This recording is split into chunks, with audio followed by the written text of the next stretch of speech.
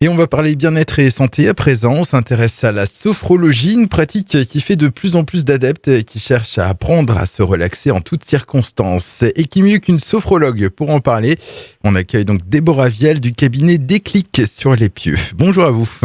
Bonjour, merci à IFM de me recevoir. Déjà, question toute simple. Comment définir la sophrologie ? Bien, effectivement, c'est une question importante puisque c'est une question, on va dire, récurrente. Les gens ont souvent entendu parler de la sophrologie, mais ils ne savent pas vraiment ce que c'est. Alors, si on veut expliquer simplement la sophrologie, il faut savoir que c'est une méthode très efficace qui utilise des techniques simples de respiration, de relaxation et de visualisation positive. Et ces techniques permettent de retrouver rapidement un mieux-être et dans sa tête, et dans son corps, et dans son cœur. Est-ce qu'il y a une différence entre la sophrologie ou la méditation ou le yoga? Des pratiques qui sont semblables ou c'est complètement différent? C'est pas différent puisque, alors on va parler de l'histoire de la sophrologie, c'est-à-dire de la personne qui l'a créée, Alfonso Caicedo. Et dans les années 60, il s'est inspiré des techniques et des connaissances occidentales. Donc il a travaillé sur les neurosciences, la psychologie, l'hypnose et la relaxation. Et ensuite, Alfonso Caicedo était marié à une Française, Colette, qui, elle, était très ouverte aux pratiques orientales de méditation, yoga, zen. Et donc ensuite, il a beaucoup voyagé avec sa femme dans ces pays. Et donc, il s'est inspiré énormément du yoga, du zen, de la méditation. Alors, pour répondre à la question, je dirais qu'il y a des fortes inspirations de la méditation, du zen, du yoga dans la sophrologie. Alors, pour quel genre de symptômes la sophrologie peut être utile? Alors, l'avantage de la sophrologie, c'est qu'elle peut être adaptée à toutes les problématiques et à tous les âges. Alors, ça peut concerner les enfants. Donc, en général, les problématiques des enfants, ça va être des problèmes de concentration, ça va être des problèmes de stress à l'école, des difficultés à calmer leur colère. Mais ça s'adresse également aux adolescents. Alors, les adolescents vont plus avoir des problématiques sur la projection dans l'avenir, pour voir leur corps qui change, ou alors le stress à un permis de conduire ou un examen. Pour les adultes, ça peut être toutes les problématiques de la vie. Alors ça peut être une situation de fatigue, manque de sommeil, burn-out dans le milieu professionnel. Ça peut être devenir parent.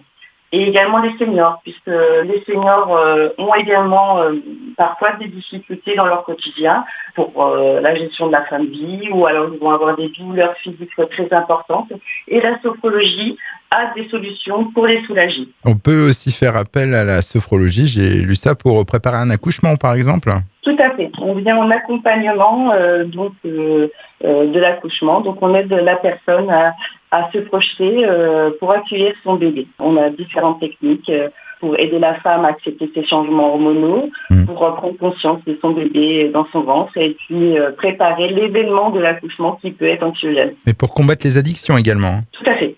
Donc là, ça vient en complément d'un accompagnement médical, puisque la sophrologie, il est important de préciser que la sophrologie ne se substitue pas à la médecine conventionnelle.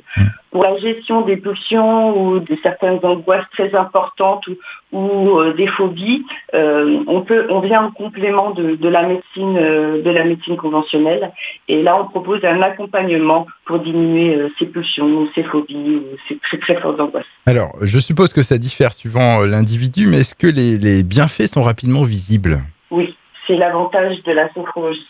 C'est que c'est une thérapie brève et elle délivre des outils, c'est-à-dire que la personne, après chaque séance, elle repart avec des exercices à réaliser ou des outils qu'elle mettra en application régulièrement, puisque je dirais que c'est le secret de la réussite de la sophrologie.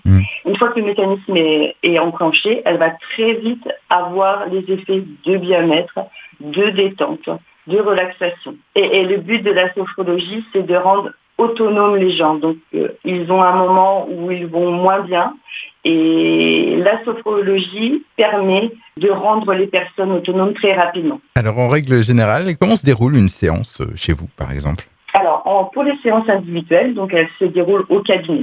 La première séance, on va poser un certain nombre de questions, c'est-à-dire, je vais m'intéresser comment la problématique impacte l'alimentation, le sommeil, le corps. Et ensuite, je vais axer mes questions sur le positif, puisque la sophrologie s'intéresse au positif, à toutes ces ressources que nous avons en nous et que nous avons tendance à oublier. Et ces ressources vont être ensuite utilisées au cours des séances pour axer sur la visualisation positive, sur tout ce qui va bien autour de nous, au lieu d'axer sur ce qui va moins bien. Alors vous en avez un peu parlé, la sophrologie peut se pratiquer en individuel, mais aussi en groupe.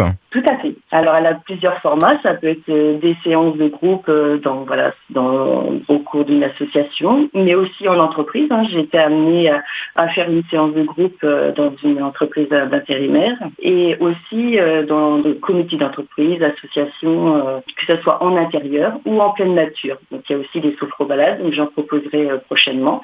C'est-à-dire, on se donne un point de rendez-vous, on se promène dans la nature et on a plusieurs étapes. On pratique les exercices et on finit par une relaxation profonde. Alors quand on est dans une démarche individuelle, on est plus dans une recherche de développement personnel. Dans les groupes, on récupère plus des outils pour des petites problématiques du quotidien. Bien, Déborah Viel était notre invitée sur Egg FM. Merci en tout cas de nous avoir éclairé un peu plus sur ce qu'est la sophrologie. Alors on rappelle que vous êtes vous-même un sophrologue sur les pieux et vous avez aussi un site internet. C'est le www.sophrologie-déclic.fr, www.sophrologie-déclic.fr. Eh bien, je vous remercie encore, Déborah Viel. Je vous dis au revoir. C'est moi qui vous remercie. Au revoir.